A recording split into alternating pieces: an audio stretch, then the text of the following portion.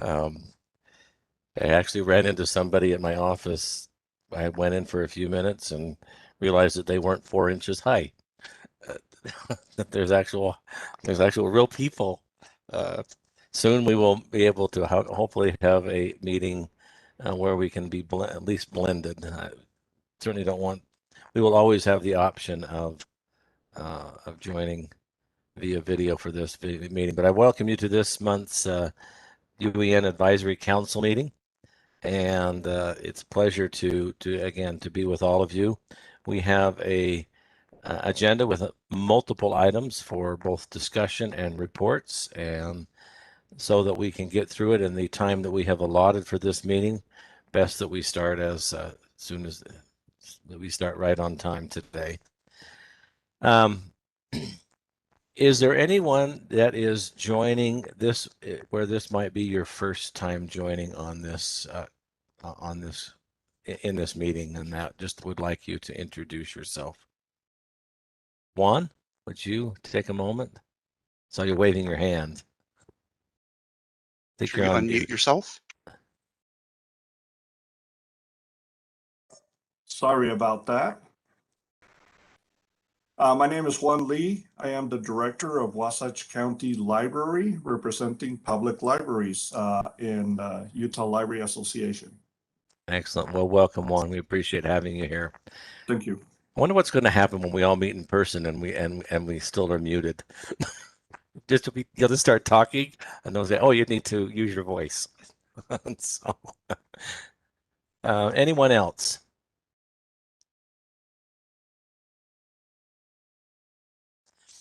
Seeing none, then let's move on to our first item, which is the minutes from our last meeting.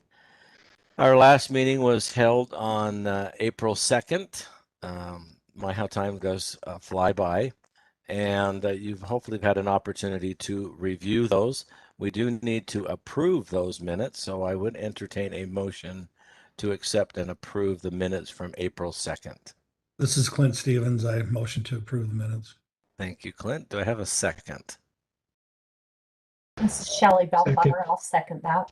Thank you, Shelley. I do appreciate that. Are there any needed edits or additions or changes? Hearing none, then all in favor of approving the minutes for April 2nd, please say aye or raise your hand. Aye. Aye. Any opposed? Thank you. We'll now move into our first discussion item, which is council membership. Just to give you an update, this is the time of year where we do have changes, and that these changes represent only I think a third or a half of the advisory council, as we are on staggered terms. And that, Laura, did you want to take the lead on this? I'd be happy to, and then if you or Shelley or Ray wants to jump in, I know you all worked on this as well. Okay. So I'm actually starting at the bottom of the list, and that's because we have 3 people on the council whose terms have ended, and we want to start by thanking them. So Shelley Bellflower, Kim Bartell, and Jeremy Firkin have all been really helpful giving us advice over the years, and we always welcome you to come back and give us plenty of advice, either in the meeting or outside of the meeting, and really want to thank you for your support. I would like to echo that to all three, Shelley, Kim, and Jeremy. You have been wonderful to work with. Shelley has also served as the co-chair of the advisory council, and just really appreciated all of her input and time in that as well. But everyone has been, of these 3, have been just valued members and have provided great insight as constituents to UEN. So thank you. So I'm going to jump to the top of the list now that was in your board materials. And just a reminder, so the advisory council is 4-year terms, and they're staggered so that about half of the council is replaced every 2 years. Of course, there's some turnover, so it's not all perfect, but that's the general idea. So there are two new people that will be replacing the ones that I just mentioned, and representing the Teaching Technologies Council would be Jason Hill, and representing Urban Telecommunications is Jennifer Summers. And then in talking with Shelley and Rick and Ray, there are some open positions that are yet to, or some of them are filled, two of them are yet to be filled. So one already introduced himself. We've had an opening for someone representing public libraries for quite a while, so really glad that he's able to join. And then Nubia Pena, who is part of the governor's office and also the Division of Multicultural Affairs. We're still waiting to hear back on a couple. And then continuing, so several of you, after we reached out, agreed to continue, and I think that's really helpful. Having your institutional knowledge carry forward will be great. So you can see the list there of people who are continuing. And then we thought that it would be helpful, since times change, to add a couple new representative groups to the advisory council. One is someone with expertise in IT security, since that's such an important factor. So that person is yet to be determined, and the group that they represent still to be determined.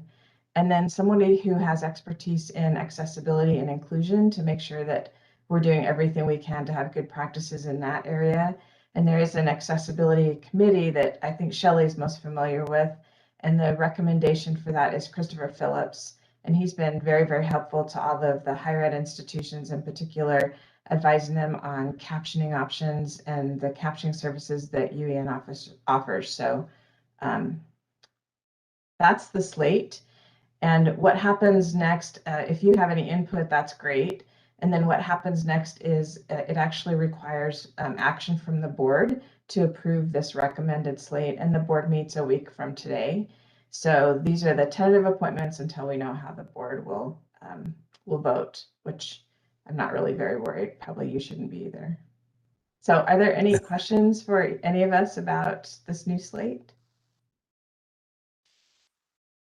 No, and I welcome also those that are new to the advisory council, and those that are continuing. It was a pleasure reaching out to some of you, and just hearing your willingness to continue on with this council. I think it is important, and it does really help to guide the work at UEN, and to help inform the board of what the various constituent groups in that are doing in that. So we are just grateful to all that are continuing, those that are new, and again, thank you for those that have served.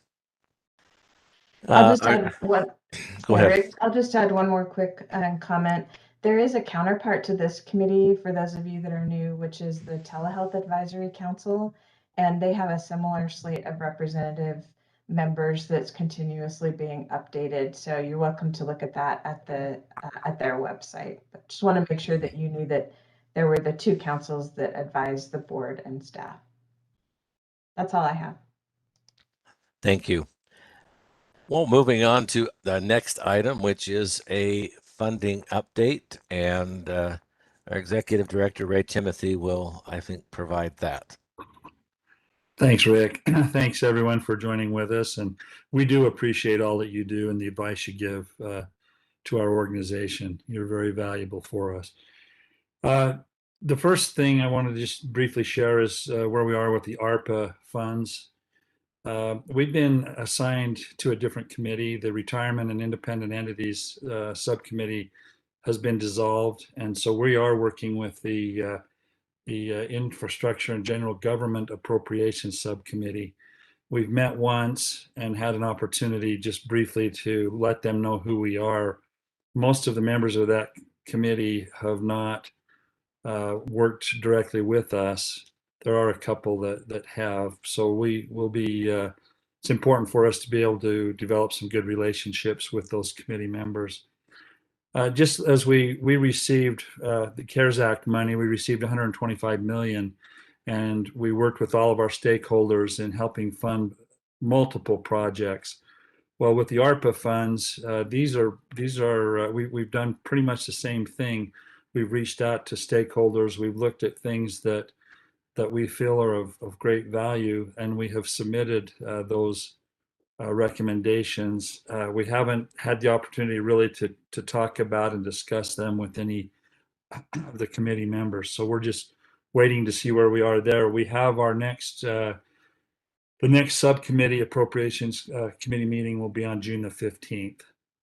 And they'll be talking about use of the ARPA funds at that subcommittee meeting.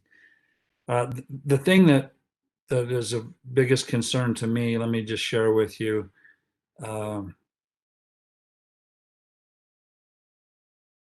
Okay, are you able to see that, Rick?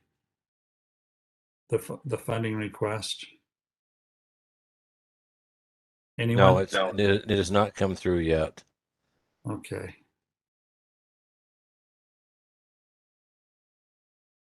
All right.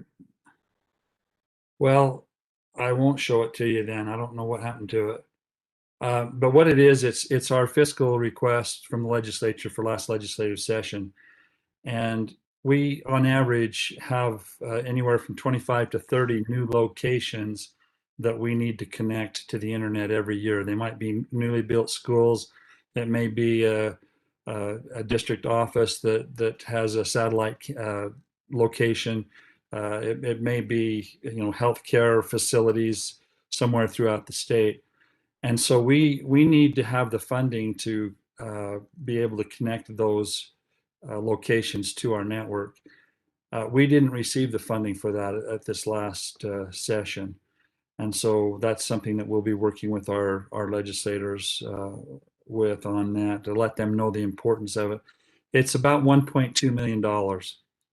And it's a big deal for us because we've already tapped into our emergency reserve fund pretty heavily. And if we have to, we may have to look at some reductions of some of the things that we're doing, but hopefully we can explain to them again that is our role and our responsibility. We can't build a new school in the state and not get it connected to the internet. So that's really the thing that we're looking at. So once again, the ARPA funds, we're not sure where we are right now. We'll be working with the governor's office on those funding requests, and then we'll continue to try to get the growth and operational funding that we didn't receive in the last session.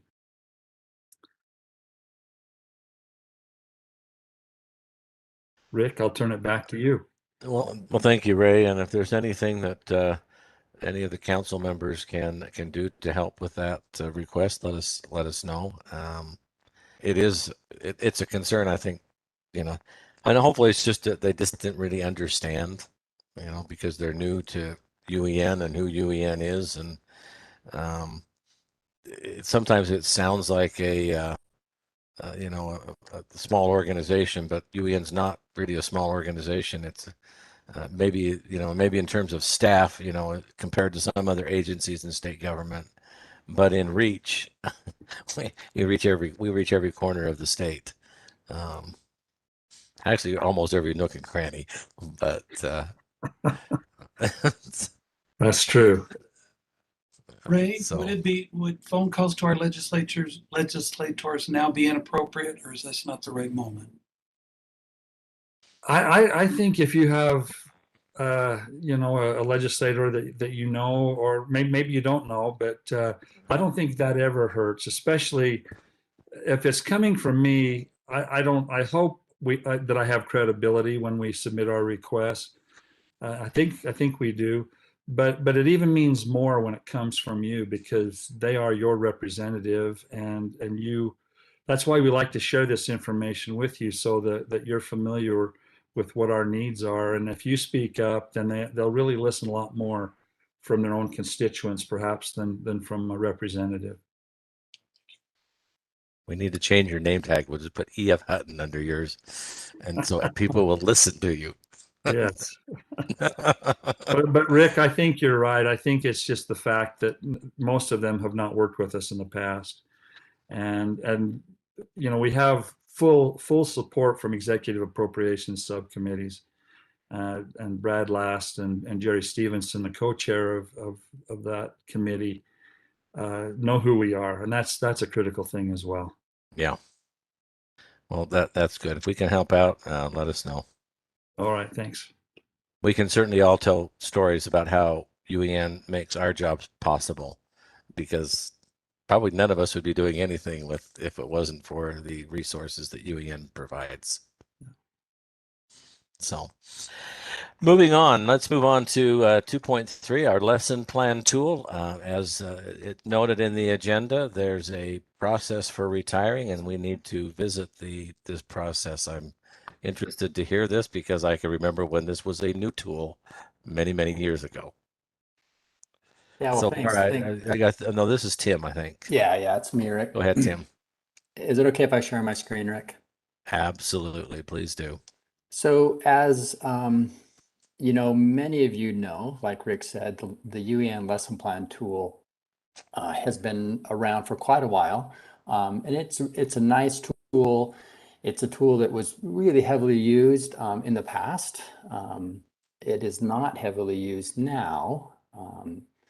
And the lesson plan database that we have at UEN is one of our highest trafficked areas at uen.org. And those lesson plans that are in this database are correlated to the core. So when educators come to our website here and they go to the state core, we've associated those lesson plans so they can find them. Sort of what we're encountering, and we've known this for a while, is that the process for publishing these lesson plans has gone away. So we haven't been publishing lesson plans for a long time.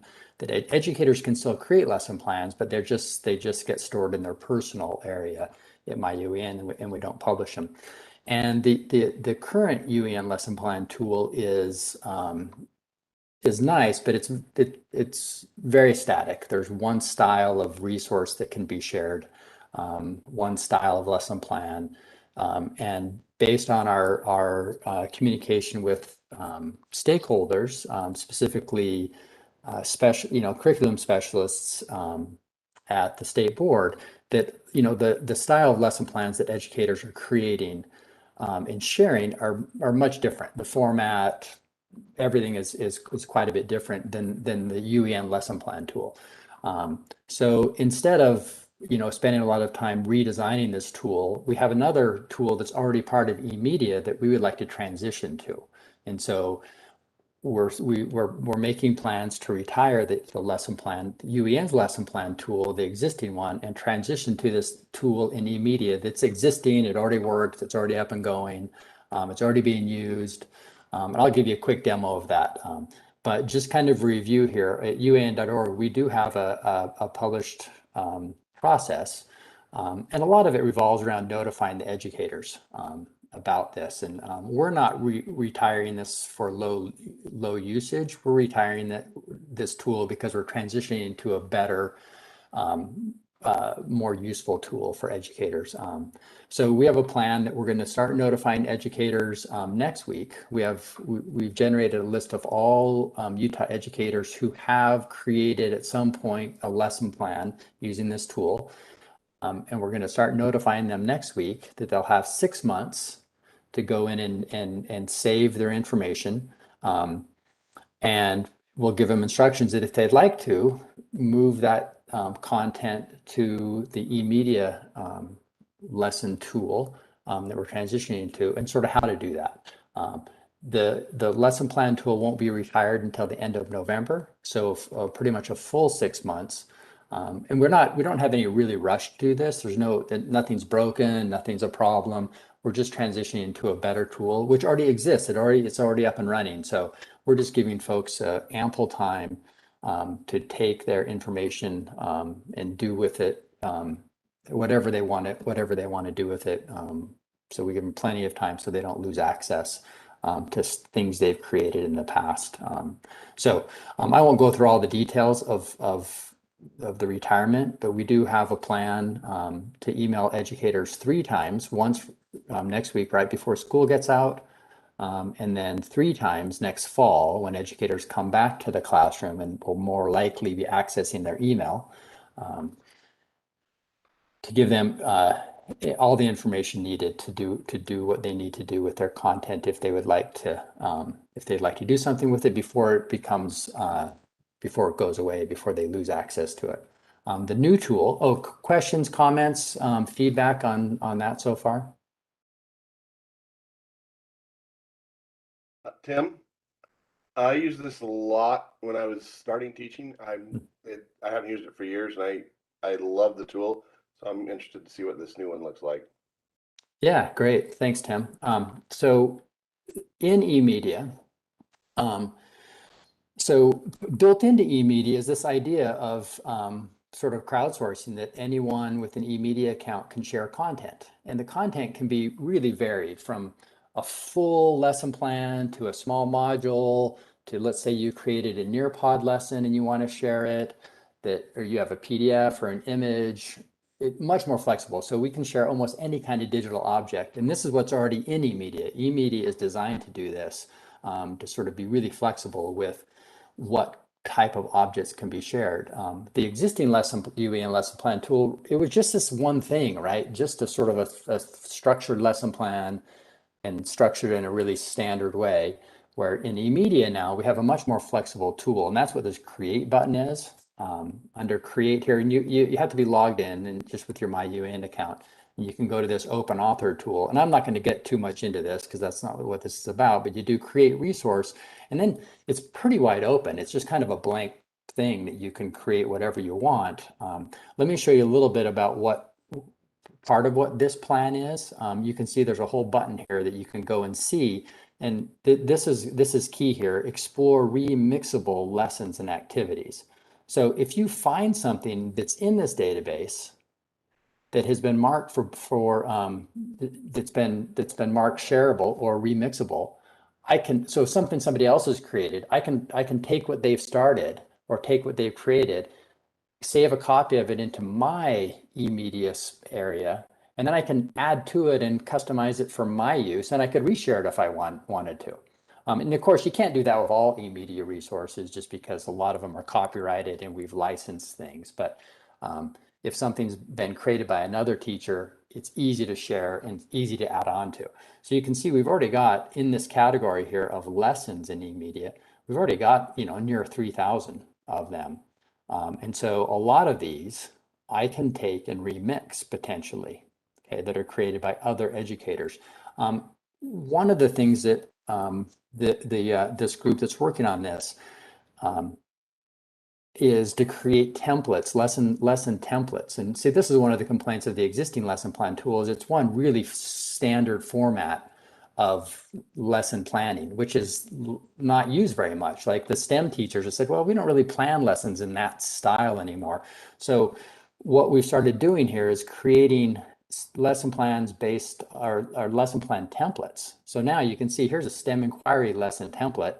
And I can take this, open it up, remix it, save it to my account, and then add my content to it. So I can have a template of a certain style of lesson plan. And you can see down here, there's some Canvas templates. And then here's sort of a really general template, this lesson plan template that Katie Blunt, who you're going to hear from later on a different subject, created. So the plan is to create a whole selection of these different kinds of templates that an educator could grab, save into their account, and then add their content to, which are a lot more flexible than what we currently have. So you can see we have a whole section of these now happening. So our plan is to retire the lesson plan, UEN lesson plan tool, transition to this tool, even though this tool already exists. Like we can use it, teachers are using this right now already, which is great. So there will be no downtime between teachers sharing. And some of the other great things about this, you find a lesson plan, you can rate it. So then pretty soon we'll be able to, have a crowdsourced rating system, ratings created. So you can search by, 5-star lesson plans. Also, on a lot of these, you can add comments. So if I go in and look at one of these, you can see if I really like this, I can add a comment to it, right? Or I can add a suggestion, or, hey, I tried this lesson and it didn't work, or I added this thing. And anyway, so a lot more, some really fun and useful Anyway, I'm a big fan of this tool. That's what I suggest. So take a look if you haven't yet. Log into eMedia in your My UEN account. Questions, comments, feedback, suggestions from this group? No, it's a good move. We like Tim said, we use the tool quite a bit doing trainings and things like that many years ago, but it's kind of fallen off. So this immediate tool will be a lot more robust and flexible, as you said.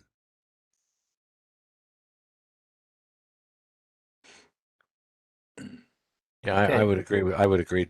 You know, that and it looks like, you know, looking from the search fields, all of the kinds of elements that you would typically search under that were, you know, if you were trying to tie it to core curriculum, and that still exists, that they, if someone is creating something and they so desire to do that, they can.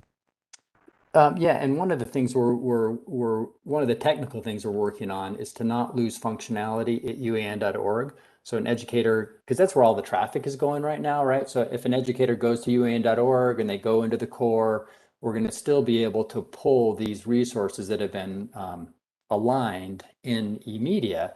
So they still show up in that core display. It's just that the object, the lesson, is just stored in a different database. But it'll still come into the same interface that educators are used to using when they're finding content. And Tiffany, I appreciate your comment in the chat on that, because Tiffany in Salt Lake District works so much with teachers and doing professional learning, and that seeing that you can see value in this new tool is great. All right, thanks guys. Let me know if you have any suggestions or comments or recommendations. Feel free to contact me directly. I'll report to the to the board then that we will move forward with this, that and that. So our next item on the agenda is the film festival, and Katie is going to share with us this. Yeah. topic. Great. Can you hear me okay? Mm-hmm. Wonderful. All right. Well, you know that the PD team loves to use our tools, so I'm back again with a Nearpod.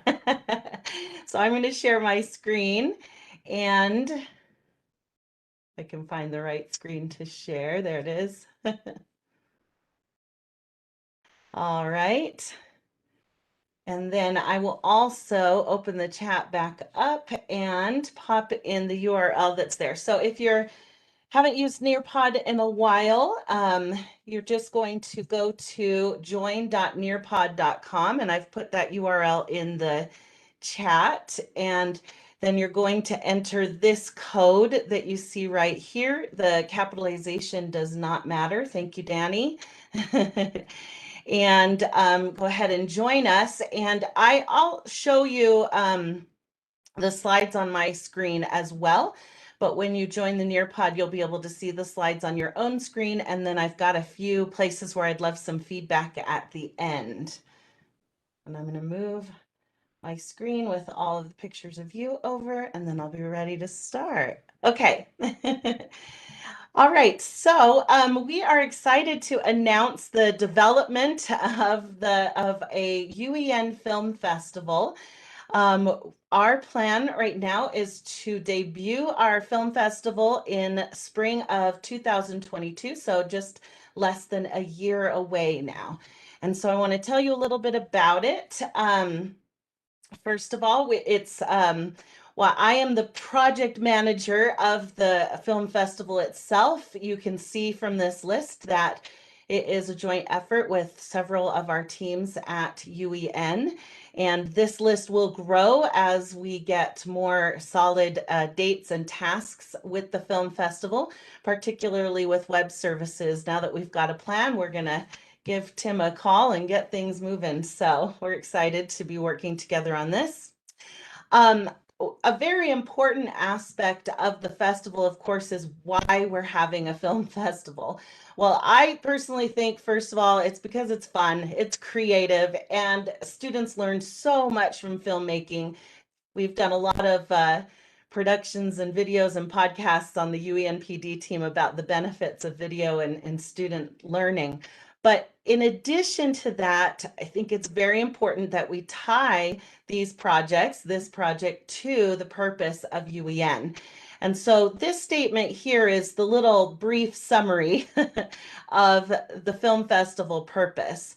I think it's important to point out that it directly supports the UEN strategic plan, and it also supports KUEN's requirements for outreach, career opportunities, and mentorship.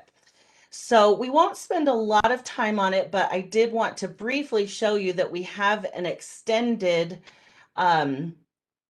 purpose statement that goes into the details of the ways in which it supports the strategic plan. So specifically in the areas of broadcast and professional learning, we are meeting elements of that where we're creating program content to educate and inspire. We're helping students and teachers produce new media that then can also be cross-posted across all of UEN's media channels, including KUEN. I'll skip ahead. There are a lot of details in there, but a lot of the efforts with the film festival will be around training and professional learning for teachers who would like to implement filmmaking and digital storytelling in their classrooms.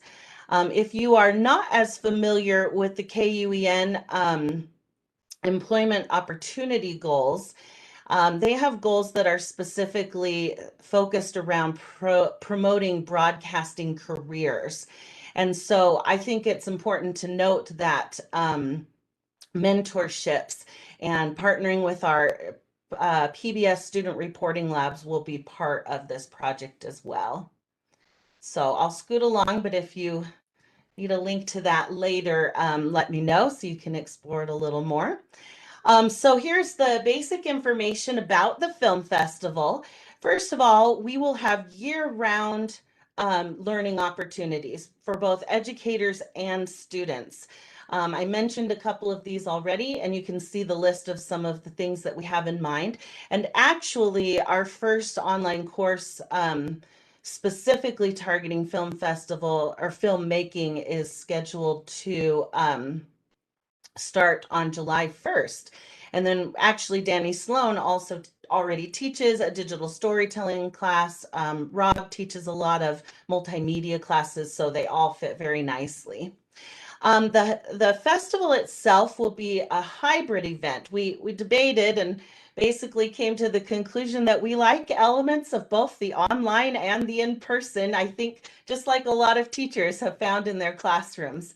And so the event for at least the first year is planned to be 2 days where there will be events like screening, keynote sessions, workshops, and the screenings, of course, will include submissions for our film festival contest. So there's the content side of a festival, and then there's the contest. And in addition to screening student films that are submitted, we also have the opportunity to work with KUEN and see if there are things that we would also like to screen from UEN's content, from KUEN content, and so forth. I think it's important to note that through a lot of conversation with other entities, we have determined that it's good to start small and then grow, small and strong. And so when you see some of these things listed, like we're going to start with students ages 13 to 18. We're going to start with just a few really simple categories, broad categories. That is part of that goal of let's start with some small scale, simple things that then can be expanded. Locations can be expanded, age groups could be expanded, and so on. All right. I think, let's see, yeah, along with the competition, then of course we would have awards and scholarships and recognitions, and communicate with all of our stakeholders about film and broadcast opportunities and careers. And so I hope that gives you the nice little picture of what we're thinking. All right, so our timeline at this point is to really use the summer for all of our planning and development, which has already started to a degree, of course. Then in fall, we'll kick off with our marketing plan and really just open the submission window up so that students can submit all year long when they're working on projects in class or on their own. And then in the spring, make our final preparations. We are excited to include the first year higher ed in the process by having them help as volunteers at the festival, and we hope to have them help as judges for the K-12 student entries, the ages 13 to 18 entries. We've talked about possibly in the future then expanding and allowing higher ed to actually submit films. We thought that was a good place to start. And it also gives some nice career connections when higher ed students are able to work with people from the film community that we can get involved, and they can build those relationships that way. And then the plan right now is to have the festival and awards on April 22nd and 23rd of 2022. It's quite a task to find dates that work. We realized that one school district will have their spring recess that week, but almost all the other school districts will have it a couple weeks before that. We didn't want to conflict with other festivals, et cetera, et cetera. So this is the first bit that I would love to have some quick feedback on. And I'm going to hide student names. And if you are aware of any conflicts right off the bat with those proposed dates, we would love to know. They're contingent on making sure we don't have conflicts and, of course, our venues. If you don't have anything you're thinking of right now, I'll give you my email at the end, and you can always let me know after you check some calendars. But I'll give you just a moment for that. And if there are any questions on anything I've talked about so far, while we give people an opportunity to answer in here, you can certainly speak up or use the chat.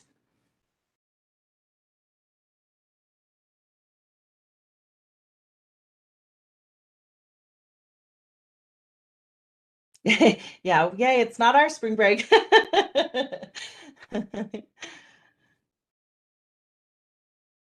Great. Thank you for helping to get some of the info in there. This is, by the way, for Nearpod, this is where, as a teacher, I wouldn't normally show these answers. So I hope I did hide your name. So I hope you're not uncomfortable, but if you are, I can stop sharing my screen. But it is kind of nice for you to see how it works too on the teacher side. All right, I'm gonna give you just another moment to submit if you have something. Good, and I see a lot of, maybe people will check and let me know if there's something more. All right, if I'm cutting you off, you can also put something in an email later to me. All right, I'm gonna move forward. The next question I have for you all is just venue. We have a lot of ideas of where we might hold these screening workshops and et cetera. And I'm curious if there are any organizations out there who right away are thinking, ooh, we would love to host some film festival events or screening, or we have this great location or this auditorium that's new. We've been talking about school campuses, higher ed, libraries, etc. So this question is if you have any interest or ideas for hosting festival events. That doesn't mean you'd be in charge of them. It would mostly be a venue opportunity for you. And of course, we can partner, but that's a question coming in just a moment.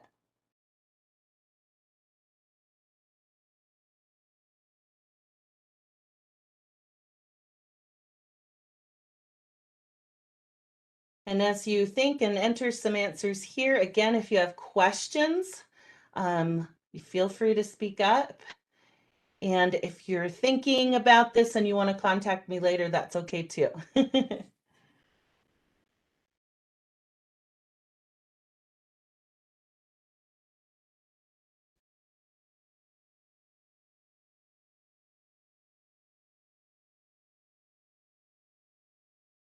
Great.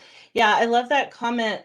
We definitely talked about, at least in the long run, not sure first year, but having some satellite events around the state, we think would be a wonderful thing to do. And so I like that comment. We've definitely talked about the library, so I'm happy to see that. Oh, good. Utah Film Commission, these are good. All right, I'll give you just a couple moments to submit. If you're not quite finished typing, you can just go ahead and click submit and we'll get the gist. And again, if I cut you off, I'll give you my email. Good. We did talk about SpyHop too. So wonderful. Okay, cool. All right, I'm moving forward. Thank you for your comments. And if I cut you off, you can email me. All right, partners. So as I said, beyond just venue, we're also interested in partnering with organizations.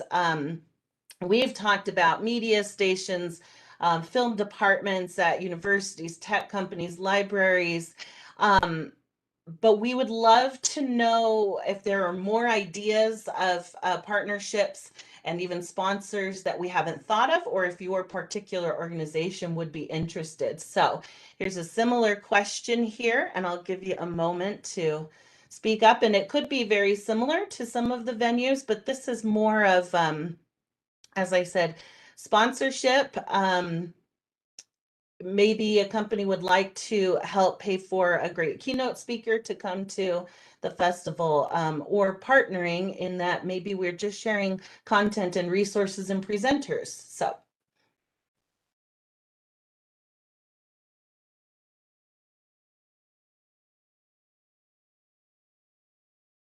Great suggestions.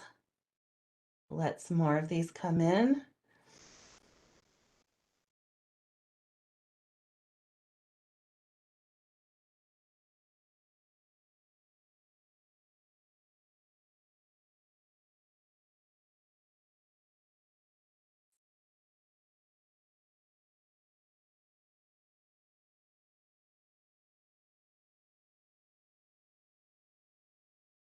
Okay, good. Excellent. I'm starting to get some of these ideas coming in. If you take another moment and finish up what you're writing and go ahead and submit. And some of these are, some we've talked about and some, yeah, okay. Some are ones we haven't talked about, so that's great. And I do like the idea of the Library Association too, and a lot of good companies there. All right, so if you haven't submitted yet, go ahead and do so. Oh, I like the idea for judges too and speakers. Awesome. And I'm seeing there's more detail there. That'll be great.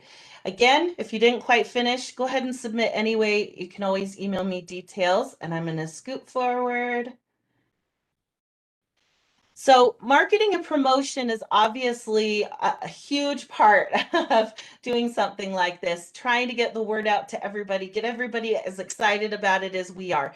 So here's a little list of some of the things that we've talked about. Some of them are kind of the standard ways that we try to get information out to our educators and partners.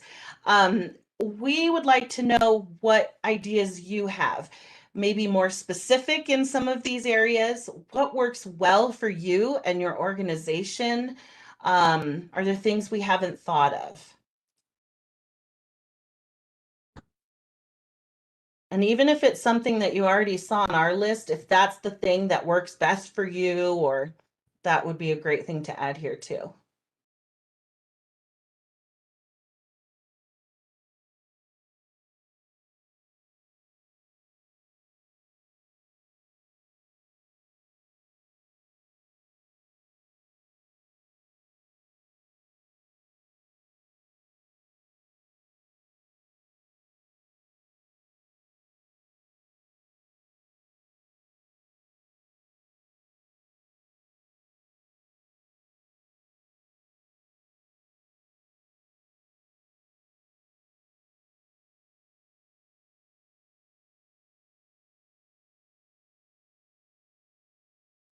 Okay, I'm liking some of these that are coming in.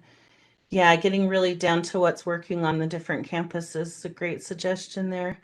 Yay, I love to see that people are willing to help get the word out too. Uh-huh. Oh, yeah, great. USET. And we do have USET brainstormed as definitely a partner and a way to advertise. So that's a great comment. C forum. Uh-huh. Good comment. These are great. All right, let me give you just another moment if you're still typing to go ahead and submit. We really appreciate this. We want to know, again, like I said, what works best for you and what are some things we haven't thought of. So go ahead and submit, even if you're mid-sentence, that's okay. And if you have more ideas or specifics, again, you can message me. I think I have one more question for you, and then I'll give my time back here and move on to the next agenda item. All right, so we also know that some of this effort, especially in the first years of creating a festival like this statewide, is just getting really grassroots and getting in and working with individual teachers or clubs or librarians. So we would like to know if you are already aware of specific educators or schools that have great programs that we should definitely get into contact and get involved in the festival. It can be anything, like I said, from a school name to an LEA to an existing festival or program, right down to individual classroom teachers, if you know. And again, this may be something that you have to look up, so that would be okay too if you need to let me know more detail later.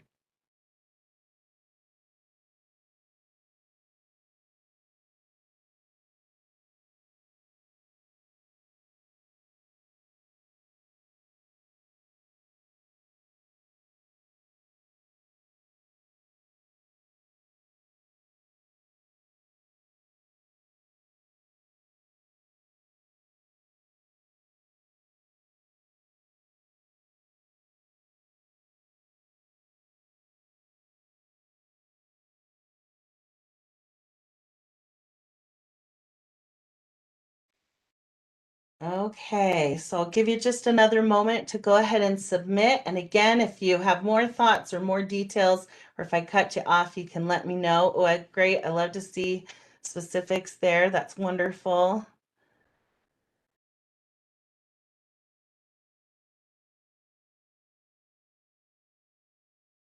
Excellent. Great. I love to see that. We would love to have those lists and that information. Excellent faculty list. Okay. All right. Well, I'm going to move forward in just a moment. So submit. Okay. All right. Well, that I'm going to stop and we'll move on to the next bit of our agenda for today. But if you have general feedback, ideas, more things you've thought about, please let me know. I'm going to jump through this last question and come to this screen. There's my email address, kblunt@uen.org. And so we are very excited about this opportunity. We're excited to get you and everyone else involved. So please reach out with everything that you want to ask or suggest. Thank you for the comments. It sounds like people are excited. Good. We're going to get some emails. All right. Well, I will stop sharing my screen. And thank you for the opportunity to share what we're working on. Thank you for your feedback. And if there aren't any questions right now, we'll hand it back to Rick. Thank you, Katie. Great job. Really appreciate the work that you have done and for having this so organized. The comments, I think, speak for themselves. You know, just in that, I think everybody loves this idea, and I think it's found the right home. Something that we can, you know, take this statewide and let everybody be involved, and that. So I think it's great. Any comments, questions for Katie before moving on to our next agenda item?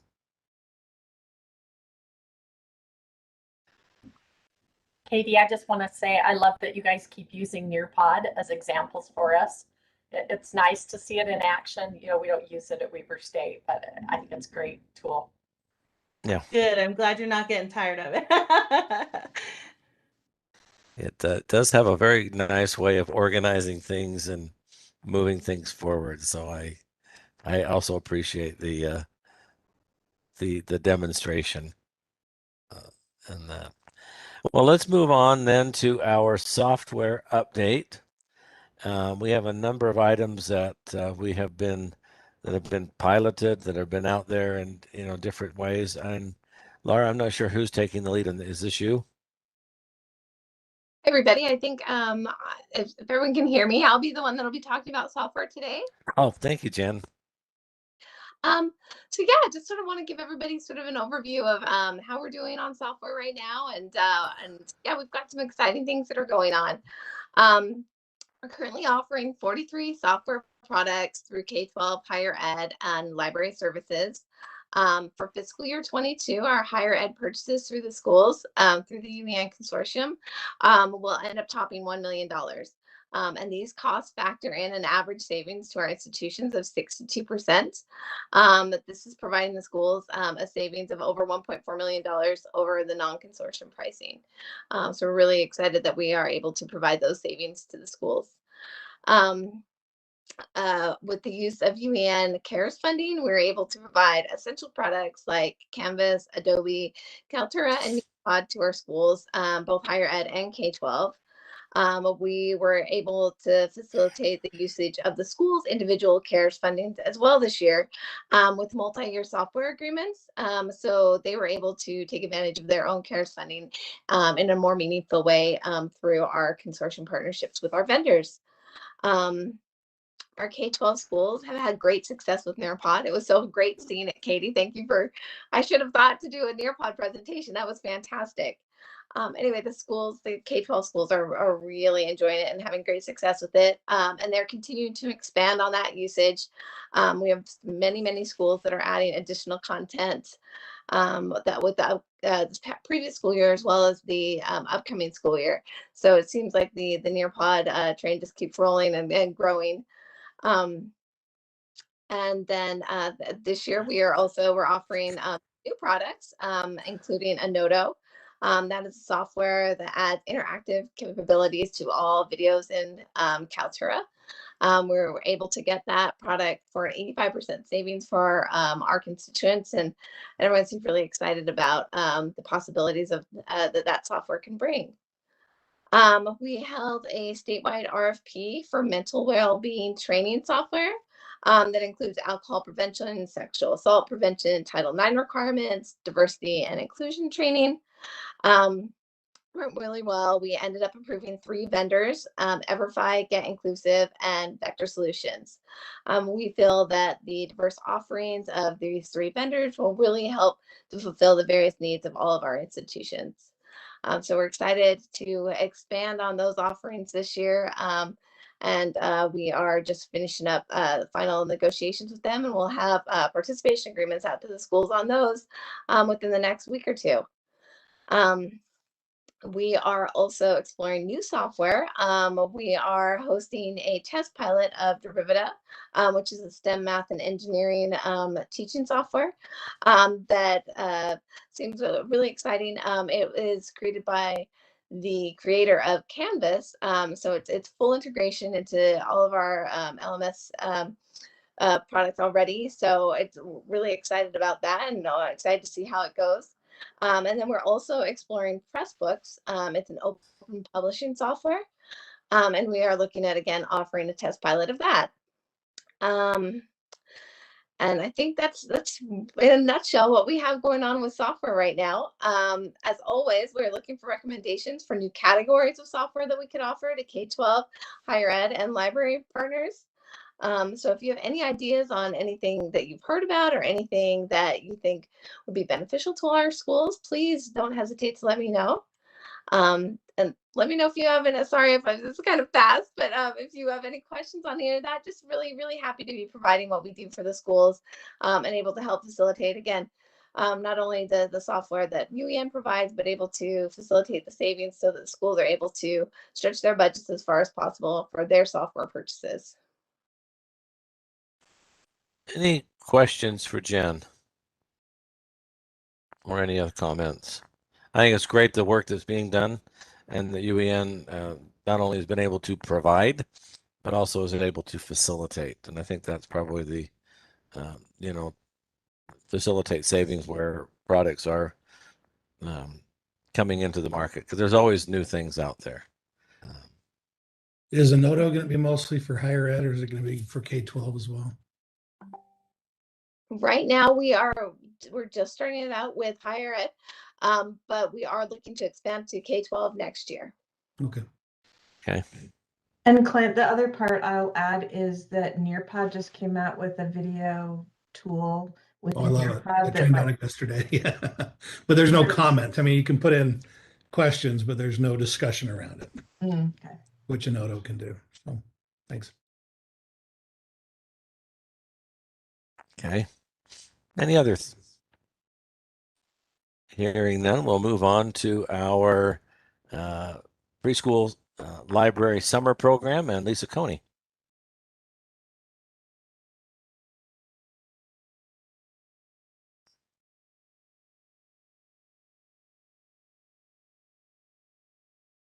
Sorry, I was muted. Can you hear me and see my screen? Yeah, Great. yes, we can hear you Okay. now. Okay, great. So as you all may be experiencing, myself, my children, everyone's really feeling the screen fatigue. And I don't know if you are all aware, but even Head Start was all online. So I had this goal. I really wanted to increase preschool pioneer awareness and engagement, but also it's really important that we start moving our children away from screens, especially over the summer. Time to get active and healthy. And with the help of really almost everyone on the community engagement team, created this campaign called Bump and Jump into Summer 2021. Again, wanted it to be engaging and drive traffic to Preschool Pioneer. So with the help of our new graphic designer, Mark Olson, we created this flyer where there'll be 21 activities, and I'll show you those in a minute, at the website preschool.uen.org/summer21. And the goal will be either to download if that's accessible, or at the library, or all the other places that I'll be sending flyers. And they can pull off the tab, like finding a roommate. You can tell how old my children are. And they'll be able to engage with the resource.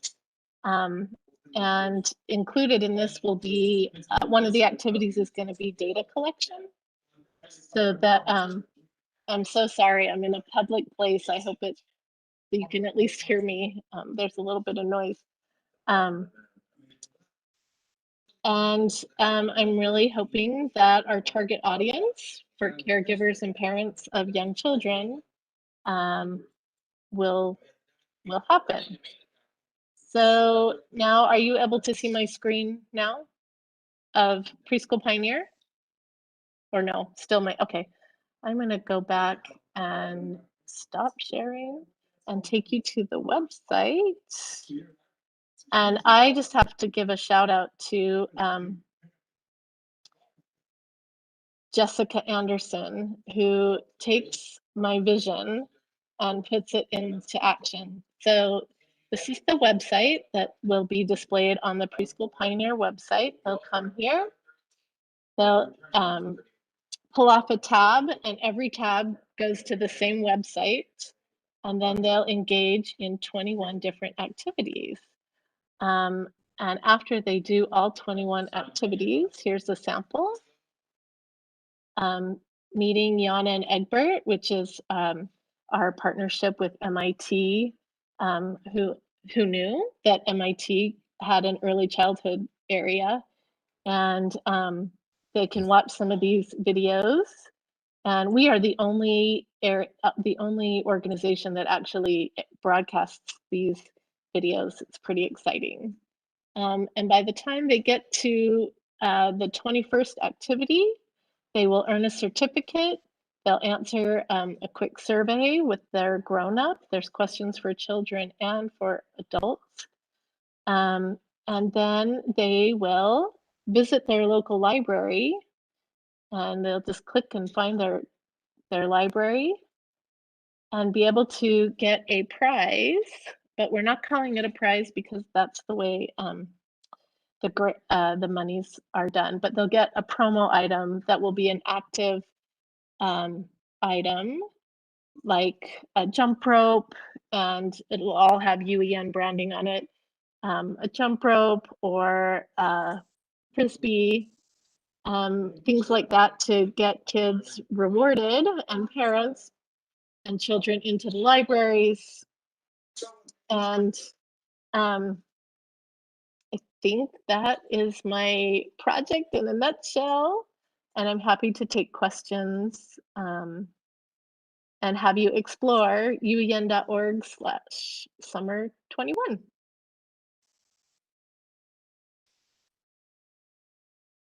I just have a question. Do kids register for this? Is it just open online? Kids of those ages can join? I can't hear you, Lisa. Sorry, it's open to everyone. There's no registration. I don't want to turn people away by having an email or any of those things. So nope, it's just click and go. Awesome. Juan? Hi, Lisa, it's good to see you. You too?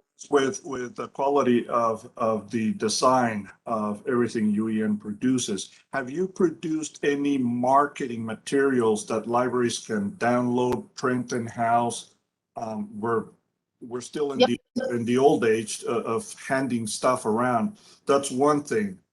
The other thing is it helps us a lot if there are either small images, little blurbs of text about the project, and then we can copy those and distribute through our social media.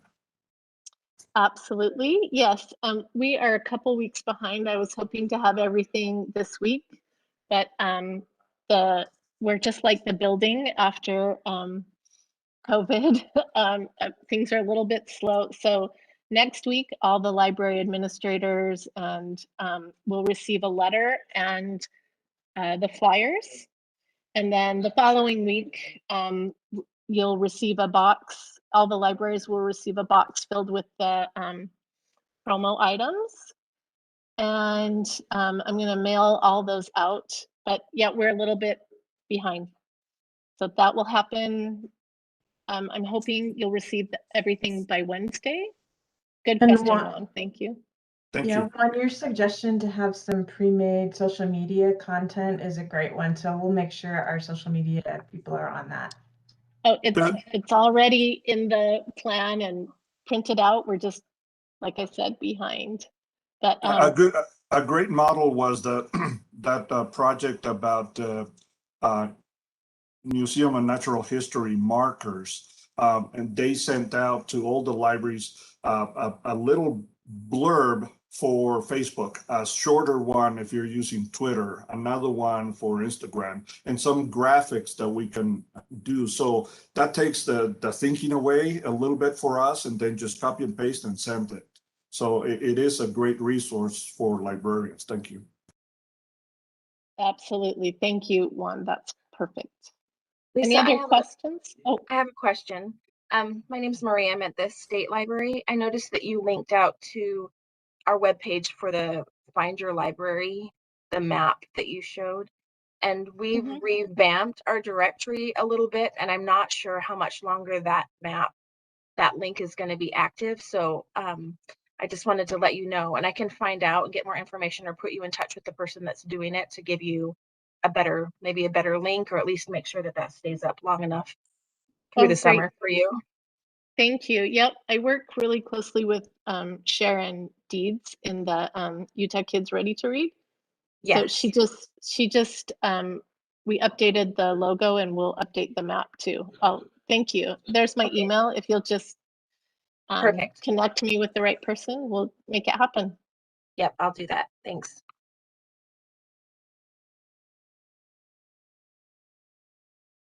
Any other questions?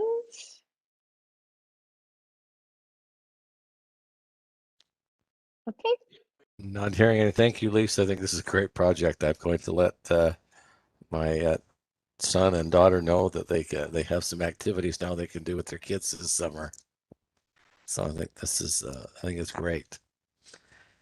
Moving on then to our committee reports and information items section. We will first hear from Shelley about from the Ywca Teaching and Technologies Council, and then Clint, if you have anything to share from the Utah Sea Forum.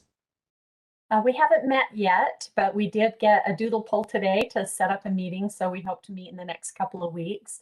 I did speak, as you saw on the committee list, with the UVU reps, both Seth and Jason has elected to be the chair of that. We'll vote him in hopefully at that next meeting, and his term would begin there in September, but he's willing to serve here, of course, on the UEN committee. So I'm looking forward to that. And then I also found out that the UVU Associate Vice President, Christina Baum, has agreed to be the CAO rep for UTTC as well, which is always great that we have someone at that level to represent us. Mm-hmm. That's all I've got. Thank you, Shelley. Clint, anything that you'd like to share? Yeah, I just dropped a link in the chat. I wasn't able to attend the last meeting on April 16th, but the agenda's there with all the recordings and everything that was shared. But it sounded like they had just a good kind of debrief about the year that we had and what of these new practices that we had to engage in and learn in, and even in emergency fashion during COVID. What needs to stay, what can go, and what needs to stay. And there's just a really good list that underneath there of some of the things that the group brainstormed, or the things COVID taught us that we need to keep doing. Using Zoom for just-in-time training, bite-sized PD instead of, when people can take and devour and learn from when it works for them, and not necessarily, a 3 p.m. meeting after school every day.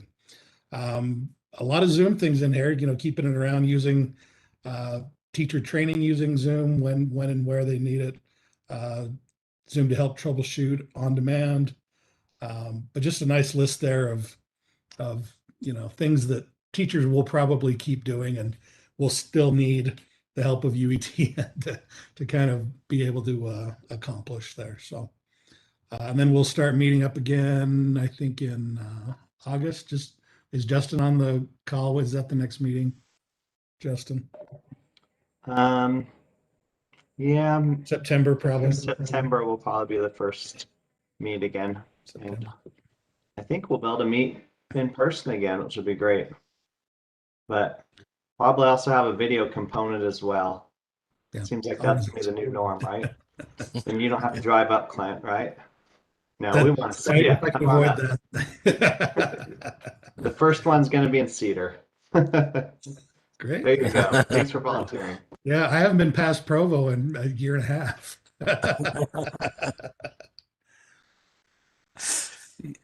Or longer. That's about it. Thank you, Clint. Appreciate the update on that. Moving on to our next agenda item is our broadcast update, and not sure are you doing this, or has somebody else been assigned to do this?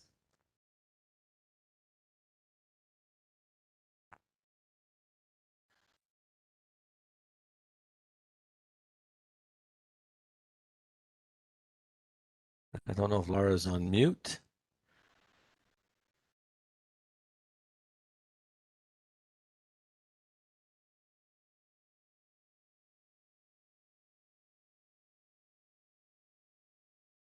Looks like she dropped off, Rick.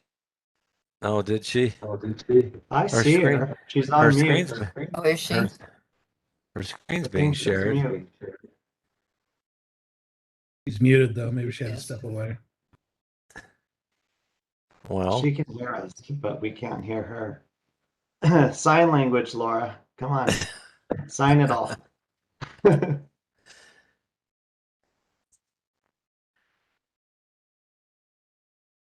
Well, me give it just a second to see if not is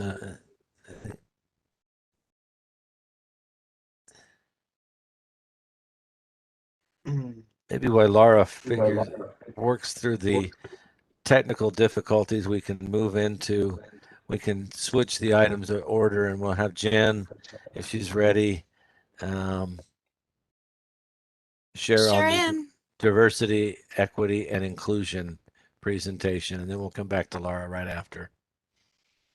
Thanks, Rick, and hi, everybody. Good morning. I have a few different items to report. The first is from now on, you'll see us referring to this working group. We're switching the letters around a little, EDI. The more we've gotten into the work, the more that we're seeing organizations like the Utah Division of Multicultural Affairs and USHE, with whom we're working quite a bit on our activity. That's how they're doing it. And leading with equity is a meaningful choice for a lot of audience members. So I have three main updates for you. We have some advisory council positions that are open, and so have been open. We've filled an open position for the diversity leader with Nubia Pena. She is the senior advisor of equity and opportunity for the Office of the Governor, and she's also the director of the Utah Division of Multicultural Affairs. So she'll be joining this body at the next meeting in August. We are recommending another position for accessibility and inclusion leader, Christopher Phillips. He's USU's Electronic and Information Technology Accessibility Coordinator, as y'all may already know. Any comments or questions before I move on to the second of my three updates?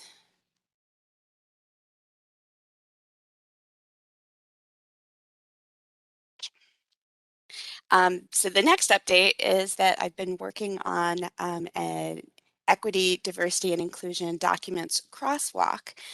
And that's an analysis of all of what UETN has facing the public on our website around our diversity policy and other types of documents. And then also checking at a sample of peer and partner organizations also working in this space. And so Laura has got some of the questions that I'm considering as I'm doing this analysis. And I am looking at sample organizations in the variety of sectors that UETN touches. So definitely, K through 20 plus education, but also state agencies and technology organizations. Jim Stewart was really lovely about giving me some suggestions of where to look for that. And we're also looking at public media peer stations. And that leads me to an example I'll show you if I can share my screen.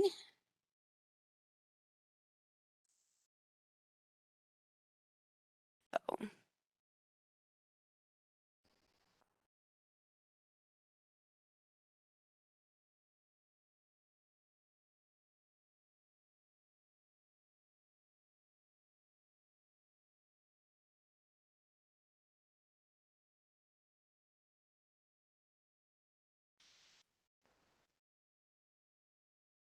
Can you see a spreadsheet? Yes, Okay, good. it's come through. Sorry, I used to be really well versed in WebEx, and now it's been all Zoom. But here's the example of the crosswalk that I'm in process on. And so I'm wearing two hats, right? I'm working as our EDI working group coordinator, and as most of you know, I'm also a writer and editor for UETN. And so in my role as a writer and editor, I'm doing this analysis of the documents that are publicly available from different types of organizations. And so as I process through I'm developing this spreadsheet and we'll be, sharing any conclusions out as needed with this group. But one of the types of insights that I'm finding are things like on Nine Network is a peer station from St. Louis, and we've got they on their diversity policy and information page, they have a breakdown that I thought was pretty interesting of how they choose to present their data around their demographics, which all public media stations are obliged to make transparent. Laura and I thought this was interesting, how they're presenting side by side data comparison of representation of a demographic in their service area side by side with the representation in different areas. So the 9 workforce is the first one here. And then down here, the diversity of the 9 PBS board of directors. So we're shopping. We're shopping for ideas and shopping for what is emerging as new best practices for how to present this information. So an invitation to you all, if you have come across a particularly interesting organization's approach to this, and it doesn't have to be like one that you think we should emulate. It can also be one that, well, maybe you think we can learn a lesson from. Feel free to let me know, shoot me a link, and I'll check it out. Any comments or questions before I move on to my last update? Jen, you just may want, just your own background, but the State Board of Education met yesterday, and as a part of their work, they did pass the educational equity rule. Just maybe good to have in your back pocket and Thank you. know what the board is doing. You can, I don't have a link to it, but Thanks, Rick. I can reach out to find more information and do the research. Thank you for that. Appreciate that. And that leads me to my last update, which is that Uetn's working group coordinator, me, I'm now a member of the EDIA Interagency Council, which is a group of Utah government organizations. It's formed by the Utah Division of Multicultural Affairs with support from the Office of the Governor. And we had our first meeting on May 28th. And the purpose of the council is to share resources and information among state agencies. And it's also, not surprisingly, it's an inclusive, not an exclusive group. So I will double check and see if we do have people from who have been working on USBE's initiative invited to join that conversation. There were quite a lot of us on that first call, and it was a very full hour. So I didn't catch whether a USBE representative was on there. And then the last piece I'll end with is just to share with folks an invitation to join in on the YWCA 21-day Racial Equity and Social Justice Challenge. It's their second annual. So last year's was evidently a success. I did not participate in it last year. So I'm looking forward to doing this. As I mentioned, I'm a writer and an editor, and so I really love any opportunity to get to know audience needs better, so I can better communicate about UETN's work. I'll be doing it. If you are interested and you'd like to join, everybody signs up individually, and for 21 days, starting on June 21st, 21 working days. You get an email that has a link to some specially curated content to just spark critical thinking and discussion around this. It's a a private and voluntary activity that you can engage in. Lisa Coney is going to host a lunch and learn for staff on June 14th at noon, and I'm sure our advisory council members are welcome to join that as well. If you do want to join the Uetn team, then again, that doesn't mean that you have to talk to people about this work, but if we can show that we have a good amount of participation, that could be kind of cool. Just type in Uetn under company when you sign up. So remember the T in the UEN. Oh, and one last thing we should mention is that Laura Hunter is serving on a national diversity initiative. And Laura, did you want to mention anything about that before we close? Well, first of all, I figured out what was happening with the mute unmute. So thank you all for helping to try and do problem solving across the state. I felt your pain. There's an article that Rich placed in the chat that talks about it. There's a group of public media leaders, and they've joined the Riley Institute, which is named after former Secretary of Education Dick Riley. It's at Furman University in South Carolina, and they're for years they've been doing a Diversity Leadership Institute for people in government and in higher education, and they're doing the inaugural class of people from public media, either managers in public media or heads of the national organizations. So we've just had our first class. It'll go through the whole summer. And like Jen said, a lot of time to be reflective and make sure that we're representing our community. And as you all know, for Utah, our community that's changing very quickly. So making sure that we're still responsive and understanding of all of the community needs. It's been a good experience so far, and I'm happy. I'll be reporting on it later in the fall when it's finished.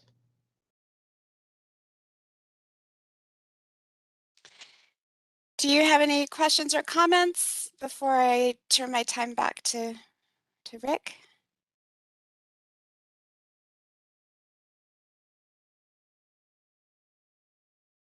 Well, thank you, Jen. That's a great presentation, and I've signed up for the list. So, so I'm looking forward to getting those daily things for 21 days. Hopefully, the rest of you can do that as well. Moving back now, Laura, we'll have you talk about broadcast. Thank you. Clearly, I had too many things open on my screen. It's like needle in a haystack kind of situation.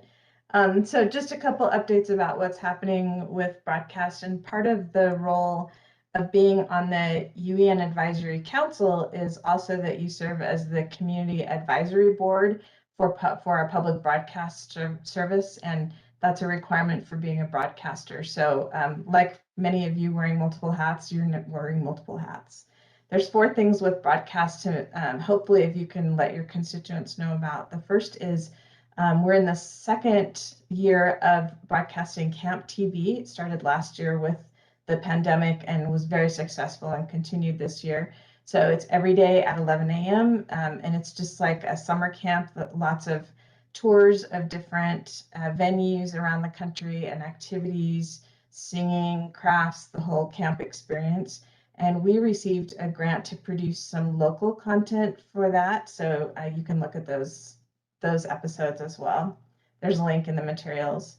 The second thing is a report that I thought may be of interest to a lot of you. So working with the John Gantz Cooney Center and the Corporation for Public Broadcasting, they published a research report on teens and tweens and their media activities and what they expect from media, especially free and available public media. If you're familiar with Mimi Ito's work on this area, she was one of the consultants, And I was one of the consultants representing UEN in this work all of last summer. So it's nice to see it all come together. There's a link to the PDF of the report there if you want to help get that out to the people that you work with, especially that work with that age group. I think it would be of interest. Or those of you that are in higher ed, you may want to get that to the people in the education department, or if there's an ed tech program that teaches ed tech, that might be of interest to them. There is a new consumer-facing website for NextGen TV. If you remember, NextGen TV is the new format for broadcasting that's going to be IP-based that's coming out. So this website just explains that a little bit more. And then the last thing is there's just a link to the highlights for July, some of the programs that are going to be showing in July. That's all I have for broadcast report, unless there's any other questions. I think it's great, great content that is on that are on the public television station. So thank you. That sort of brings us to just a couple of other items. There have been some recent video productions, and you are certainly welcome to view those. The Uetn Cares wireless and broadband access video. Katie has done another episode of some good education news. Those are always great to view, and they put a smile on your face. It's just good to hear good news occasionally. And I haven't looked at the last one. Laura, what's the third one that was shared? Sorry about that. Yeah, it's a video about something that our board is going to be discussing, another model for delivering technology and building the private LTE network. Okay. So I would encourage you to take a few minutes and to view each of those videos. I'm sure that you will find that they will be of value and give you some more insight into things that UEN is doing in that. Our last item is simply the roundtable. Are there any items that any of you would like to bring up? Things that from your group that you would like to see UEN address or consider? I'm going to start it off. I'm actually going to put in the chat here. This was shared. I've been thinking about, well, maybe I'll put it in the chat. There it goes. Melanie Durfee in my office shared this with us the other day. I haven't been able to really stop thinking about it much. But the latest PISA report, I think has some rather sobering statistic in it that she shared. That of a survey that they've done that basically just says that 47% of 15-year-olds worldwide are not able to distinguish fact from fiction. That's a sobering statistic. Hate to say it, but I'm afraid that probably extends into the adult population. No political statements there, but I think this is becoming an issue of the day, and I think something that I think maybe as an advisory council or we and UEN and the education system, I think needs to really look at this information literacy. And one of the things that they talk about is not just enough to be able to one of the skills that's going to be needed going forward is not just the ability to know where information is at, but to actually be able to triangulate information sources. To be able to really be able to identify what is fact and what is fiction through a process of triangulation. I just wanted to put that out there as just an item for the roundtable, something to think about. Any others?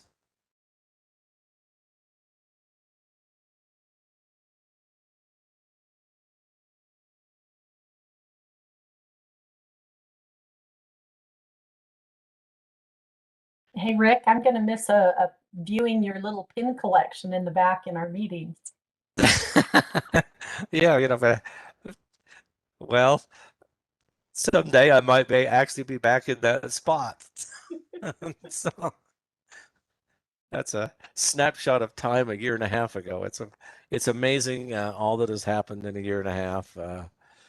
almost now that this with this. So I'll dig it back out and send you a photo. So that's because I've just been around too long, I think. Hearing no others for the roundtable and that, it just turned 10 o'clock, which is the end of our meeting. I thank you all for your participation today. Shelley, again, a special thank you for all you've done in helping to lead and be a member of the advisory council. And that, so just a special thank you again to you. And thanks to staff and Laura and your team and Ray and others for all that you have done to help us prepare for such a good meeting. I think it was very informative. And I look forward to reporting back to the board on the things that we've been able to cover here. With that, I will give you back, extend to you have a good day and a great weekend coming up. Try to stay cool. I'll do. Thanks, Rick. Thanks, everybody. Thanks all.